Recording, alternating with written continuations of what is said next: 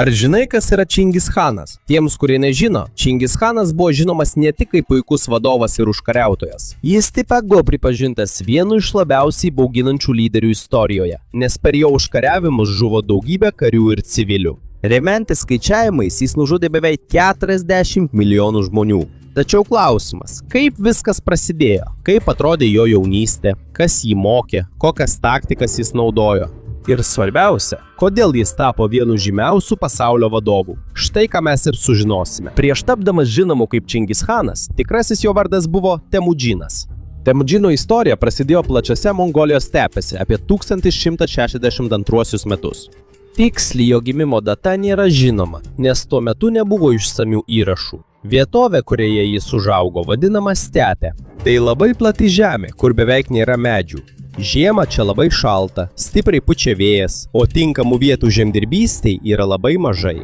Dėl to daugelis mongolų nuolat kėlėsi iš vienos vietos į kitą. Jie vedėsi savo arklius, avis, ožkas ir kitus gyvūnus į vietas, kur buvo šviežios žolės ir vandens. Tuo metu mongolai dar nebuvo susivienyje. Jie buvo susiskirstę į daugybę genčių ir klanų. Kiekviena grupė turėjo savo vadą ir savo karius.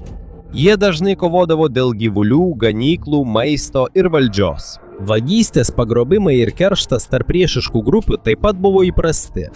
Temudžino tėvas buvo Jesugėjus, žinomas karys ir mažos boržyginų klano grupės vadovas. Jo motina buvo Hoelun. Pagal seną mongolų pasakojimą Jesugėjus pagrobė Hoelun iš kito vyro ir padarė ją savo žmona. Tai buvo žiaurus įvykis, tačiau tokie pagrobimai tuo metu tarp genčių tikrai vykdavo. Vis dėlto Temudžinas dar būdamas vaikas jau mokėjo jodinėti, medžioti, žvejoti ir išgyventi pavojingoje aplinkoje. Arklis mongolams nėra žaislas, tai jų pagrindinė transporto priemonė medžioklėje ir svarbiausias įrankis kare.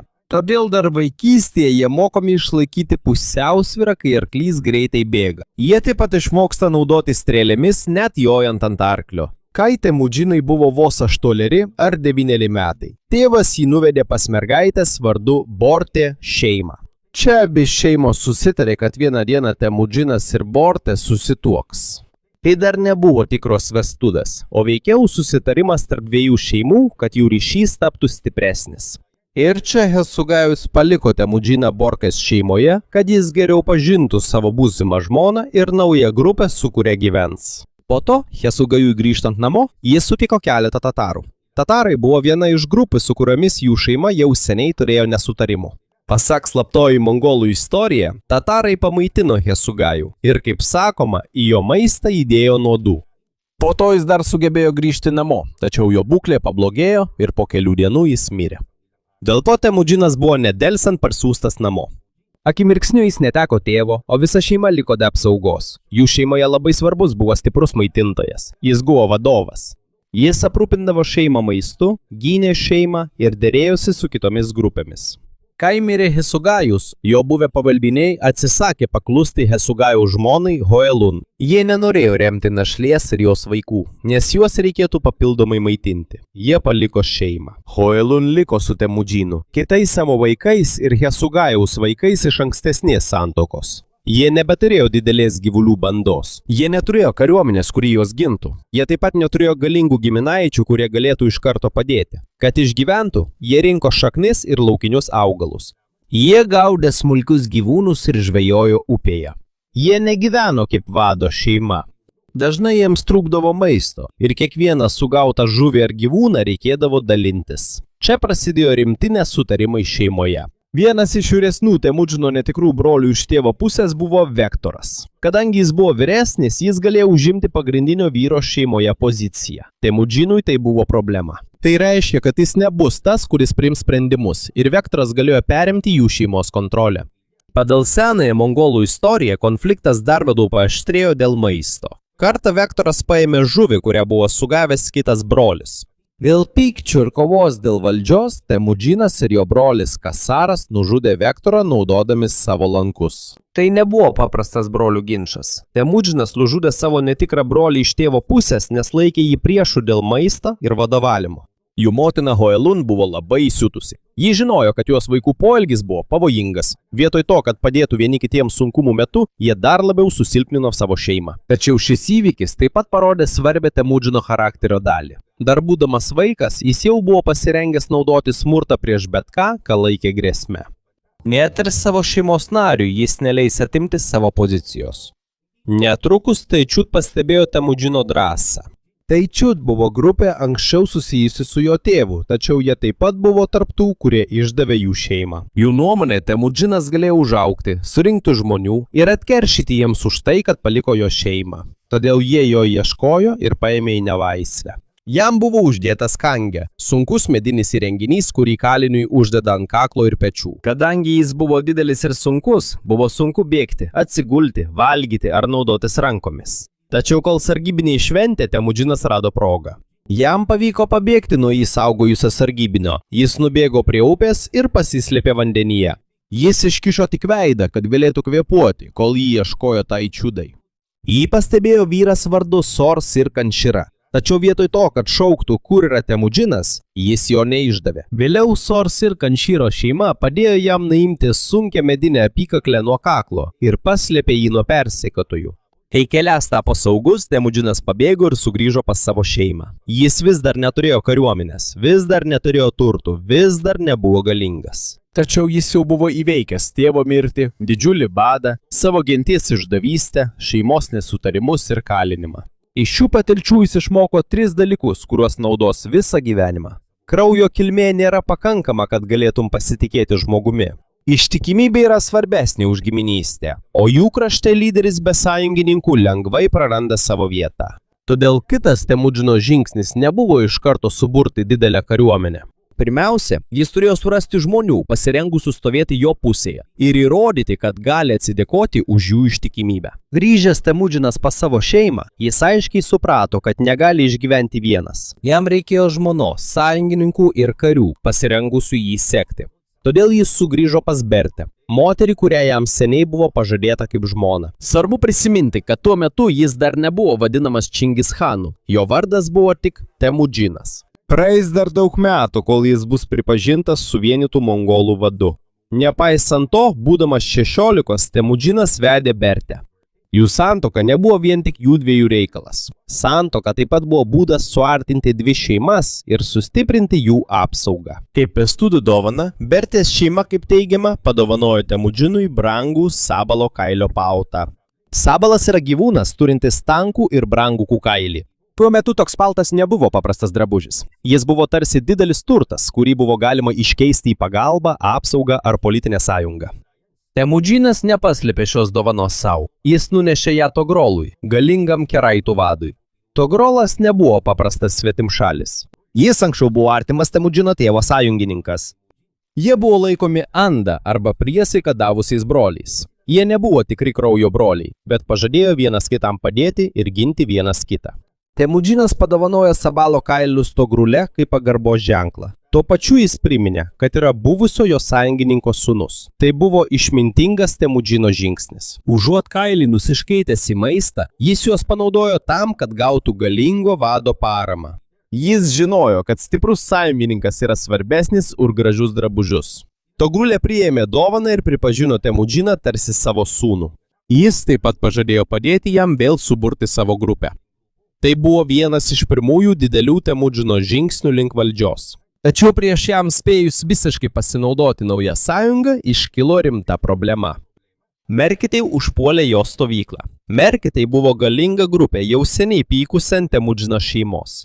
Prieš keletą metų Temudžino tėvas pagrobė jo motiną Hoelon iš vieno merkito vyro. Todėl merkitų puolimas nebuvo atsitiktinis apiplėšimas. Tikėtina, kad tai buvo kerštas už tai, kad jo tėvas anksčiau pagrobė jo motiną. Kai atvyko merkitų kariai, Temudžinas greitai pabėgo. Ir kiti jo šeimos nariai. Tačiau Bertė nespėjo pabėgti kartu su jais. Todėl ją pagrobė ir išsivedė merkitai. Tai buvo didžiulė gėda ir didelis pavojus Temudžinui. Jei jis nesugebės išgelbėti savo žmonos, kitos gentis gali pagalvoti, kad jis silpnas ir nesugeba apsaugoti savo šeimos. Tačiau jis negalėjo vienas pulti merkitų. Todėl jis paprašė pagalbos Tugrulo.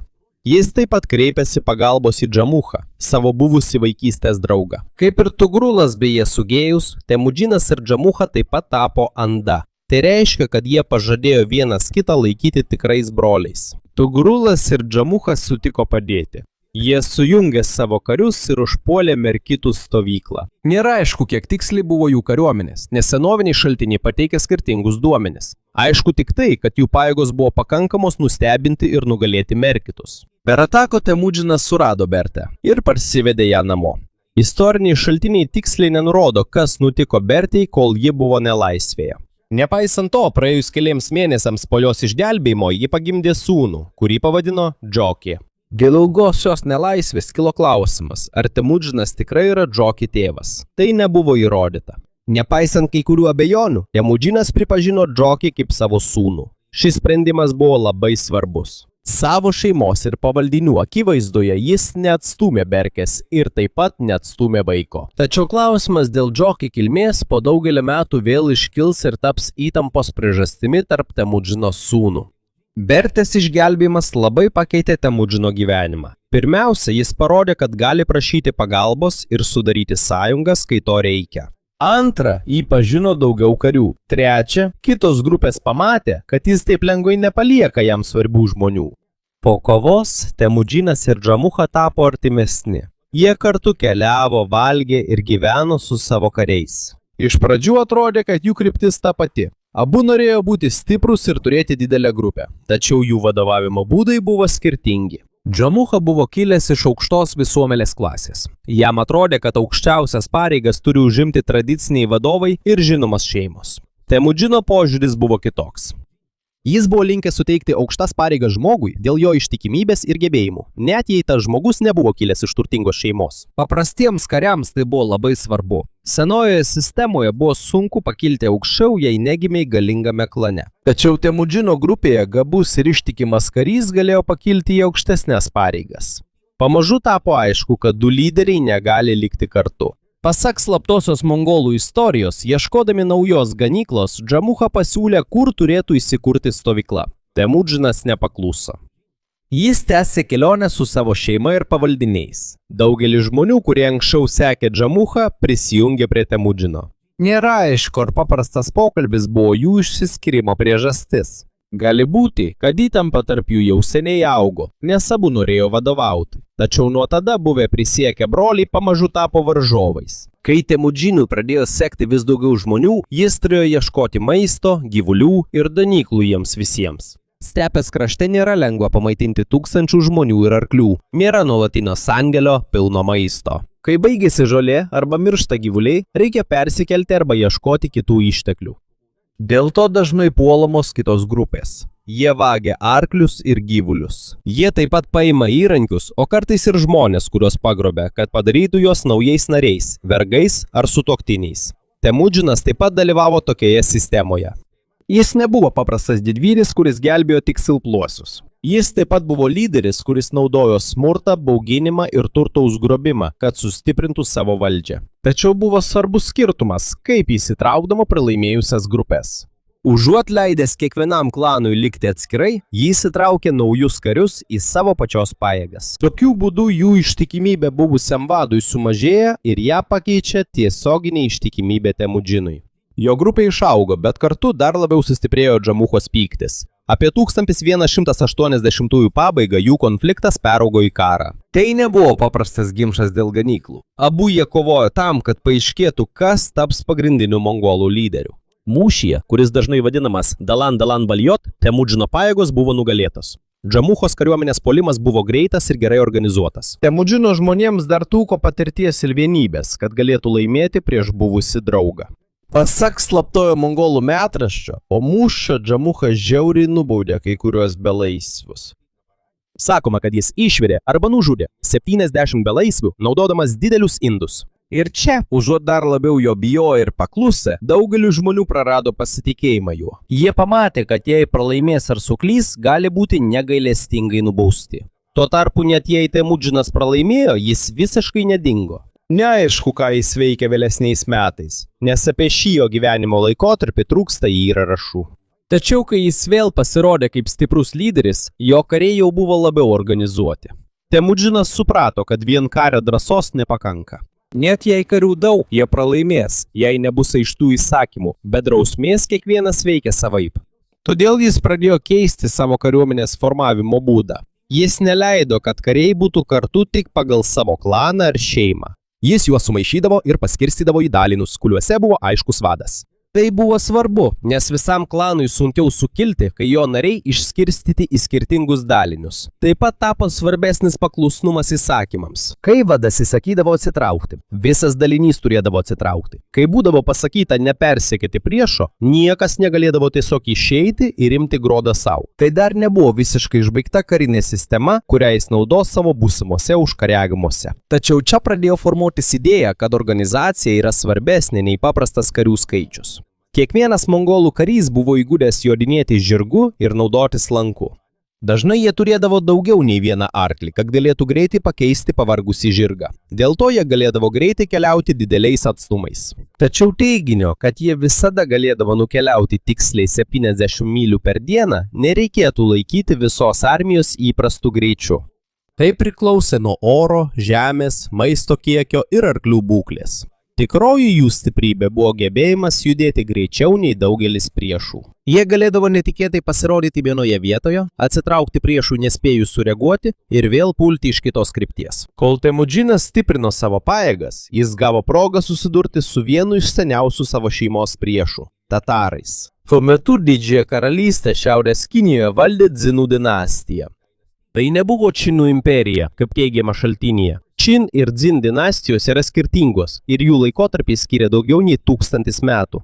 Dzinų dinastija turėjo savų problemų su totoriais. Dėl to Dzinai bendradarbiavo su Tugrulu ir Temudžinu, kad juos užpultų. Temudžinui tai nebuvo tik darbas didesniai karalystiai. Tai taip pat buvo proga atkeršyti. Totoriai buvo kaltinami jo tėvo nunuodijimu. Todėl puolimas prieš šiuos turėjo asmeninę priežastį, be politinės ir karinės naudos. Sužimtos Temudžino ir Tugruvo pajėgos apie 1196 metus nugalėjo didelę totorių grupę. Dėl šios pergalės Dzinų vyriausybė apdovanojo juos titulais.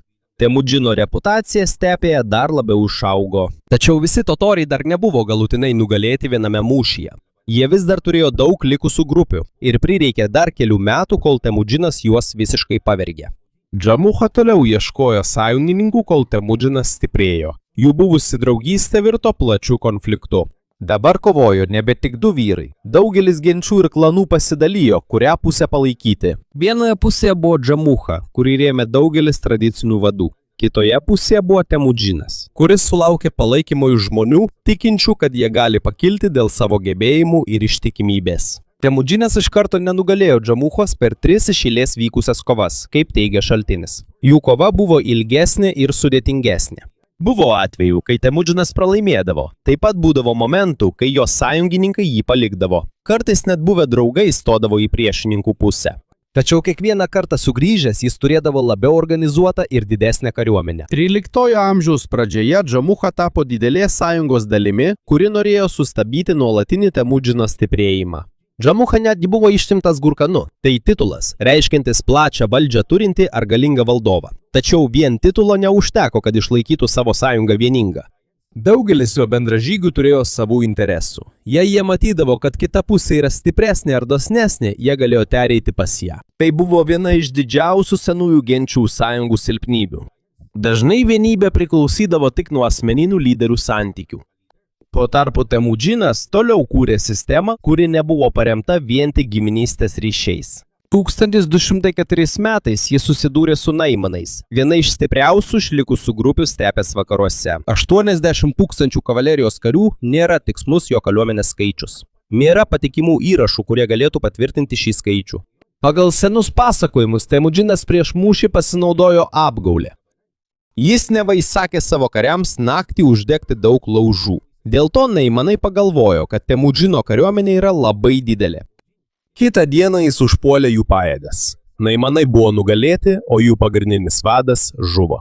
Kai kurie išgyveno, bet jų gebėjimas kontroliuoti didelę stepės dalį buvo sunaikintas. Naimanų sąjungoje buvo ir Džamucha, bet jis vėl sugebėjo pabėgti. Tuo metu liko tik keli stiprūs lyderiai galintys pasipriešinti Temudžinui. Vaikas, kuris kadaise neturėjo nei savo arklio, nei apsaugos, nei genties pasirengusios jį priglausti, tapo stipriausių lyderių Mongolijoje. Tačiau kova dar nesibaigė. Artėjant prie visiškos valdžios, jam dar reikėjo atsakyti į sunkiausią savo gyvenimo klausimą. Ką jis darys su Džamucha? Buvęs draugas, kurį jis kadaise vadino broliu, dabar tapo paskutinė didelė kliūtimi jo karaliavimui. Galiausiai Džamuka išdavė jo paties žmonės ir atvedė jį pas Temudžiną. Tačiau vietoj to, kad apdovanotų išdavikus, Temudžinas juos nužudė. Jo nuomonė, žmogus galintis išduoti savo vadą, gali išduoti ir kitus. Temudžinas pasiūlė Džamukai sugrįžti į jo pusę, bet šis atsisakė. Džamuka paprašė, kad jį nužudytų taip, jog nebūtų pralietas jo kraujas. Nėra aišku, kaip tiksliai jis buvo nužudytas. Tačiau jo mirtis užbaigė didžiausią kovą dėl valdžios Mongolijoje. 1206 metais pagrindiniai vadovai susirinko į susirinkimą, vadinamą Kurultajumi. Čia Temudžinas buvo pripažintas aukščiausiųjų vadovų ir jam buvo suteiktas Čingischano titulas. Nuo tada jis nebebuvo tik vienos klano vadovas. Jis tapo suvienytų mongolų lyderiu. Čingišanas pertvarkė savo kariuomenę į aiškius dalinius, kurias sudarė ne tik turtingųjų vaikai, ir buvę vadovai galėjo užimti aukštas pareigas. Paprastas karis taip pat galėjo pakilti, jei buvo gabus, drąsus ir ištikimas. Drausmė buvo griežta, o už nepaklusnumą ar dezertiravimą laukė griežtos bausmės. Jis taip pat sukūrė greitą pasiuntinių sistemą, kurioje jie keisdavo arklius stotyse, kad įsakymai greitai pasiektų tikslą. Suvienijęs mongolus, Čingiskanas užpuolė Vakarų Sija karalystę, kurią valdė Tangutai ir kuri buvo svarbi prekybos kelio dalis tarp Mongolijos ir Kinijos. Iki 1209 metų Vakarų Sija buvo priversta pripažinti jo valdžią ir mokėti duoklę. Po to jis susidūrė su didesne Dzinų dinastija Šiaurės Kinijoje. 1211 metais prasidėjo didžioji mongolų invazija. Mongolų kavalerija buvo stipri atvirose vietovėse, tačiau jiems buvo sunku šturmuoti aukštomis sienomis apsuptus miestus. Todėl jie pasamdė inžinierius ir išmoko naudotis katapultomis, apgulties bokštais bei kitą įrangą, kad galėtų įsiveržti į miestus. 1215 metais krito Džongdu, miestas esantis dabartinio Pekino vietoje. Tačiau visa Dzinų dinastija dar nebuvo visiškai užkariauta. Karas tęsėsi ir dinastija galutinai žlugo tik 1234 metais, praėjus keliems metams po Čingischano mirties. Prieš užpuolant miestą, dažnai jam pirmiausia būdavo suteikiama galimybė pasiduoti. Jei miestas pasiduodavo iš karto, jis galėdavo išvengti didelio sunaikinimo. Tačiau jei priešindavos ir būdavo nugalėtas, pasekmės būdavo labai skaudžios. Daugelis miestų buvo sunaikinti, o daugybė žmonių žuvo. Mongolai naudojo baimę, kad paskatintų kitas vietovės pasiduoti be kovos. Plečiantis savo teritorijoms, Čingischanas bandė prekiauti su Chorezmo imperija Centrinėje Azijoje. Jis išsiuntė pirklių karavaną, tačiau atvykus į Otrar miestą, jie buvo apkaltinti esantys šnipais. Jų turtas buvo konfiskuotas, o dauguma jų nužudyti. Čingischanas išsiuntė pasiuntinius prašyti paaiškinimo. Tačiau vienas iš pasiuntinių taip pat buvo nužudytas, o kiti pažeminti. Čingischanui tai buvo didelis pažeidimas. Pasiuntiniai turi būti saugus, nes jie perduoda žinutes tarp valdovų. 1219 metais jis užpuolė Chorezmų imperiją. Jis padalijo savo kariuomenę ir pasiuntė ją skirtingomis kryptimis. Dėl to priešas negalėjo suprasti, kur siųsti savo karius. Vienas po kito krito Otraras, Buchara, Samarkandas ir kiti svarbus miestai. Muhammad II pabėgo ir mirė slėpdamasis. Kovą tęsė jo sūnus Džalaladinas, tačiau jam nepavyko atkurti buvusios jų imperijos galios. Iki 1221 metai pagrindinė Chorezmo imperijos dalis buvo sunaikinta. Daugelis miestų buvo sugriauti, o daugybė žmonių nužudyta. Tikslus žuvusiųjų skaičius nėra žinomas, tačiau aišku, kad tai buvo viena iš pražūtingiausių Mongolų imperijos kampanijų. Senstant Čingischanui, jam reikėjo pasirinkti savo įpėdinį. Jis turėjo 4 pagrindinius sūnus Suberte – Džoči, Čagataju, Ogedėjų ir Tolujų. Kadangi Džočis ir Čagatajus nesutarė, jis pasirinko Ogedėjų kaip įpėdinį. Ogedėjus buvo ramesnis ir geriau sugebėjo išlaikyti šeimos vienybę. 1226 metais Čingischanas vėl užpuolė Vakarų Siją, nes ši atsisakė padėti jo ankstesnėse kampanijose. Karo metu jo sveikata blogėjo. Pasakojama, kad jis nukrito nuo arklio, susižeidė arba susirgo. Tačiau nėra tiksliai žinoma, kuri iš šių priežasčių buvo tikroji. Čingischanas mirė 1227 metais. Mongolai kurį laiką slėpė jo mirtį, kad priešai nesužinotų. Iki šiol nežinoma, kur jis buvo palaidotas. Po jo mirties jo vaikai ir anūkai tęsė užkariavimus. Mongolų armijos pasiekė Koreją, Kiniją, Artimuosius Rytus, Rusiją ir Rytų Europą. Vėliau jų valdoma teritorija tapo didžiausia vientisa sausumos imperija istorijoje. Kai kurios pagrindinės prekybos keliai tapo saugesni valdant mongolams. Produktai, technologijos, žinios ir idėjos greičiau paplito tarp rytų ir vakarų. Tačiau šios sėkmės negalima atskirti nuo didžiulio smurto. Čingis Chanas suvienijo ilgai kovojusias grupės ir sukūrė milžinišką imperiją. Tačiau ta galia buvo sukurta per karą, baimę ir sunaikinimą.